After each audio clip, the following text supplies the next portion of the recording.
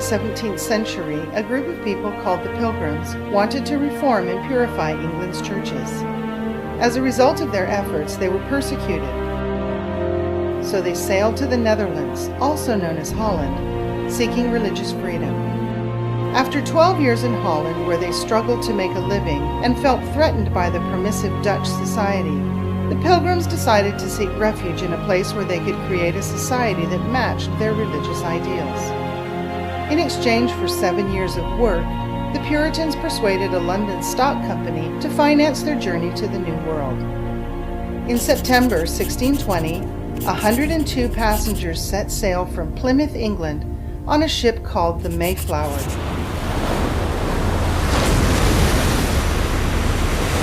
The journey took 65 days and was filled with much difficulty. Bad storms weakened the ship and caused many leaks. Many passengers were cold and damp for much of the journey, and others were concerned that they wouldn't even survive. Though many were sick and one person died, they did make it. On December 11, 1620, the Pilgrims landed at Plymouth Rock and began to explore the surrounding area for a suitable place to build their colony. They chose Plymouth because it had an excellent harbor and a large brook in which to catch fish to eat. While living on the Mayflower and ferrying back and forth to land, the Pilgrims built their houses and barns. Construction was hindered by exceptionally heavy snow and intense cold, but the settlement was completed in late March 1621. Their success was dampened by great sorrow. Nearly half of their original group died that first winter.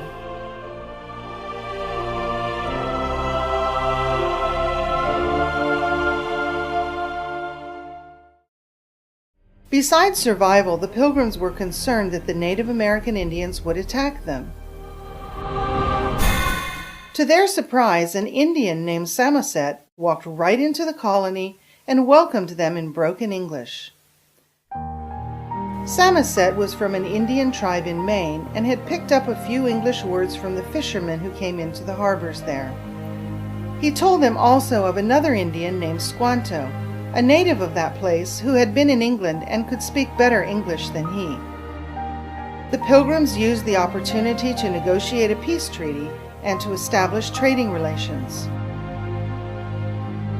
Squanto's importance to the Pilgrims was enormous, and it can be said that they would not have survived without his help.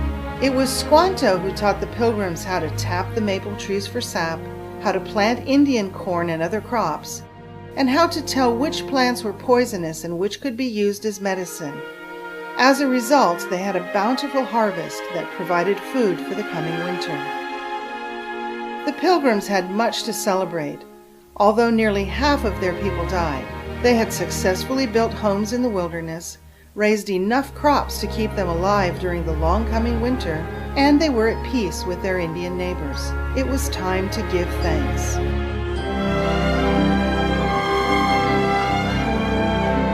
The Pilgrim governor, William Bradford, proclaimed a day of thanksgiving to God for helping them survive the brutal winter. They invited Squanto and the other Indians to join them in their celebration. Their chief, Massasoit, and 90 braves came to the celebration, which lasted for 3 days.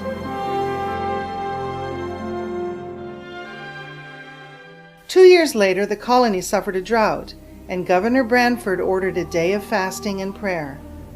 It is reported that soon afterward it began to rain. To celebrate God's answer to prayer, November 29th was proclaimed a day of thanksgiving.